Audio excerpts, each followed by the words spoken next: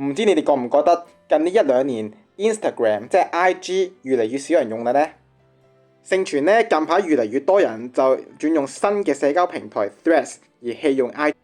咁究竟事實上有冇呢回事呢？如果有嘅話，背後嘅原因又係咩呢？今日又嚟重點深度拆解一下。講到 IG 都要先講少少佢嘅歷史背景。不過歷史呢啲嘢呢，我都知道我講得多呢，你哋會覺得悶。所以我呢度都盡量蜻蜓點水帶過去講少少前言。IG 喺2010年10月6號發布，不過當時仲未算受到好多年輕人嘅青睞。除咗因為大家用慣咗更加傳統嘅社交網站 Facebook 之外，更加重要嘅原因係當時 IG 仲未推出網頁版，只有喺手機上面下載嘅 Apps 版本，而且當時嘅智能手機都仲未算太普及，所以當時嘅 IG 使用上遠遠不及 Facebook 方便。所以當時無論咩年紀嘅人都寧願繼續用 Facebook， 導致 IG 喺推出初期被唾棄。後嚟去到2016年左右，開始越嚟越多長輩都識得用 Facebook。而對於好多後生仔嚟講， Facebook 根本冇辦法保障到佢哋嘅私隱，因為只要同長輩加咗朋友，喺 Facebook 發布嘅每一個貼文、每一句話都會俾長輩睇到晒。咁可能你要話 IG 咪一樣，而且情況咪仲誇張，因為任何追蹤咗你嘅人都可以輕易睇到你嘅貼文啦。除非你嗰個係私人賬戶，可以限制邊啲人可以追蹤你嘅賬戶。不過好彩地呢， IG 個 Apps 使用上都比 Facebook 複雜，多數老一輩用開 Facebook 嘅都未必短時間適應到。而且咁上下時間 IG 亦都推出咗限時動態功能，除非係啲特別敏感嘅內容可能會俾人截圖之外，所有上載嘅內容都會喺24小時內自動消失。呢個就導致後生仔可以利用呢個平台更加隨心所欲，唔使好似以前 Facebook 咁樣要注重太多形象、排版等問題。加上當時2010年代智能手機開始快速普及，所以 IG 受到大量年輕人青睞，而老一輩就繼續用 Facebook。好，我都知道我講歷史嘢講到口臭啦，不過點解仲要咁長篇大論講呢？因為今日嘅 IG 大體上就係重蹈緊當年 Facebook 嘅覆轍。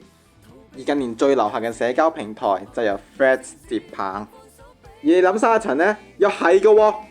先唔講咩潮流啊、風水輪流轉啊、10年轉一次啊等等問題，最明顯就係去到2020年代，好多老人家都慢慢識得用智能手機，佢哋都慢慢開始識得用一啲 IG 嘅基本功能，導致當時年輕人口講嘅 IG 可以保障私隱失去意義。再後嚟少少，IG 嘅設計都越嚟越反人性。最出名嘅就係以前喺個人檔案睇到嘅每一幅相都係正方形，而家強制改咗成打直嘅長方形。然之後當時嘅經理 Adam Mosseri 仲公開解釋話，因為人嘅形狀係打直嘅，所以就長方形好啲。就算影響到現有嘅用戶呢，都有辦法改翻嘅。當然事後就係即時俾人炮轟啦。仲要佢個長方形咧係冇辦法去批量更改嘅，要手動去逐張 post 去改翻成正方形嘅。咁樣一嚟，你貼文少嘅還好，貼文多嘅，尤其係幾百幾千個貼文嗰啲，逐張改，完全係浪費光陰，阿茂整餅。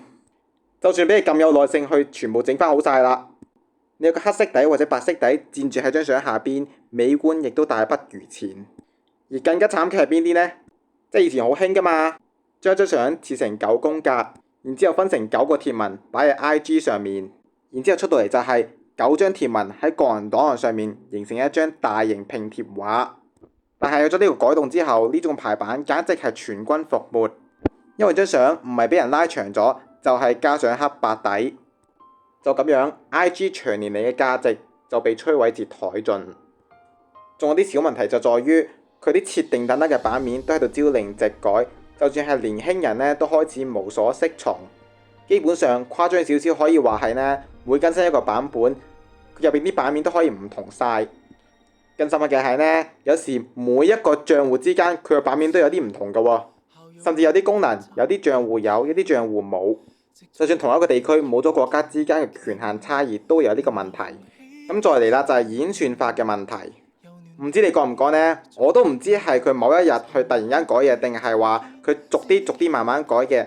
就係話 IG 嘅演算法變得越嚟越混亂，有時你最 friend 嗰啲朋友嗰啲貼文呢，碌幾都碌唔到嘅，反而嗰啲咩靚女啊、咩食評嗰啲相呢，就碌極都有嘅咁樣。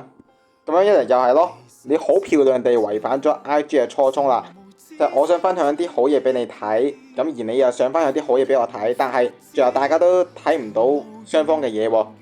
咁原本開心都變咗沮喪啦，係咪啊？嗱，仲有一個痛點就係成日死機啦。嗱，新鮮滾熱辣啦，喺拍片呢一日嘅夜晚9點鐘呢 IG 又死機喎，咁超過4萬戶呢喺個 dantedtheatre.com 就話個登入有問題咁樣啦。咁最後去到10點幾呢先陸續恢復正常。翻查翻資料呢，其實 IG 死機都唔係咩新鮮事嚟㗎啦。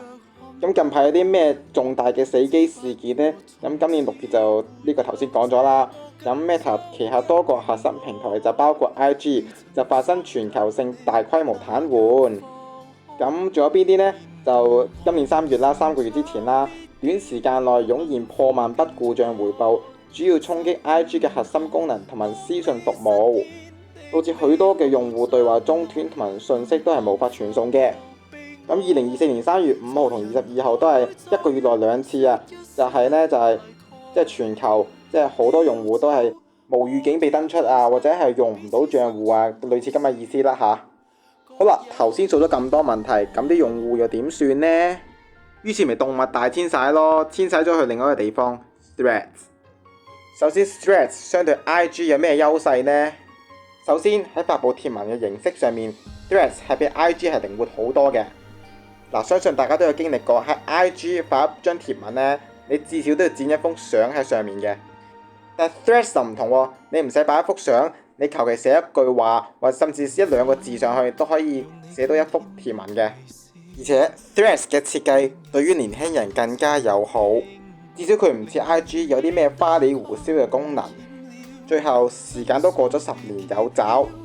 現代人開始對排版、追求品質嘅貼文審美疲勞，大家傾向用翻一個更加樸素、更加隨心所欲嘅社交平台。而 Threads 啱啱好做到以上幾點。總括嚟講，今日 IG 沒落嘅原因同當年嘅 Facebook 大同小異。佢唔係單純嘅咩10年風水輪流轉嗰啲，亦真係有一個過程。例如話社交網站嘅功能嘅轉變，或者係用戶使用習慣嘅轉變，令到普遍用戶由 A 平台改用 B 平台。我亦都唔知 Threads 過咗咁多年之後，會唔會因為有一啲其他嘅問題，俾新一代嘅社交網站去取代？呢個就需要時間去證明一切。最後仲有2分鐘，不如我就用自己為例啦。其實我嘅 IG 都係嘅，喺2021年、22年左右都係最旺盛嘅時代。去到2023年起開始逐漸走向下坡，去到最近2025、26年甚至開始無人問津。點解會有呢個情況？當然好一部分嘅原因係當時2021、22年嗰陣讀緊大學，係影巴士最熱血嘅時間，呢個亦都間接推高咗我呢邊 IG 嘅熱潮。去到2023年起，影車嘅熱潮開始減退，而且過咗呢個新城合併嘅 boss 之後，我都正式退出影巴士嘅行列，轉做車長。喺開工初期，依然會間中有啲好特別嘅派車分享出嚟，都曾經獲得唔錯嘅流量。但去到2025年之後，派車開始千篇一律。今日 IG 嚟嘅，頭先都講過㗎啦，冇相即係冇貼文啦。我根本冇一啲比較有價值少少嘅派車可以影相分享出嚟。相反，我喺 Threads 方面都可以喺一啲冇相嘅情況下，同人分享一啲咩乘客啊、道路使用者嘅一啲問題。呢個都可以話係一個 IG 轉 Threads 一個好經典嘅例子啦。當然你有得搏嘅，就係話，就算我今日都仲影緊車啦，我會唔會轉用 Threads 呢？我諗我會話呢，眼見 IG 用嘅人越嚟越少， Threads 用嘅人越嚟越多，我都會慢慢轉㗎啦。呢個所謂嘅影車轉車長呢個轉變，只係一個催化劑嚟嘅啫，係加速咗呢個轉變咁解。所以同其他人一樣嘅。頭先漏咗講。Threads 喺呢個2023年7月5號正式上線嘅，不過佢都唔係第一日就爆紅㗎，佢都係以我所知都係2025、26年左右先至爆紅嘅。如果你認真睇翻我嘅 IG 賬戶呢，你會發現呢，我啲相呢係全部巴士相排晒梯位咁樣嘅。依家睇翻，唉，算把啦，仲有埋啲黑白色背景啊，唉。